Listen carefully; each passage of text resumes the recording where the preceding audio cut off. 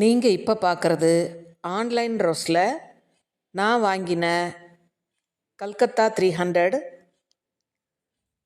இந்த பாட் பாருங்கள், சின்ன பாட்டில் நான் ஃபஸ்ட்டு நட்டுட்டேன். நீங்களும் ஆன்லைன் ரோஸ் வாங்கினீங்கன்னா அதை சின்ன தொட்டியில் கோகோபீட்டில் வச்சு வளர்த்துட்டிங்கன்னா அதில் நிறைய வேர் வந்துடும்.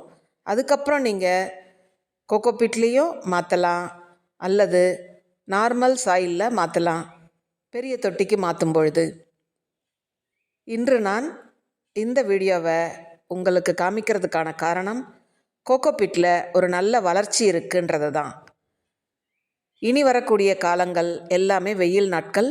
ஒரு சிலருக்கு தண்ணீர் பற்றாக்குறை இருக்கும், இட வசதி இருக்காது, பால்கனியில் வளர்க்குறவங்க இருப்பாங்க.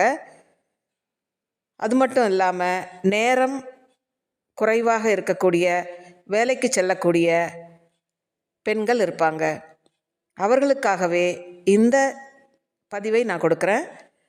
கோகோபீட்டில் வளர்க்கும் பொழுது நல்ல ஒரு வளர்ச்சி இருக்குது, நல்ல துளிர்கள் வருது.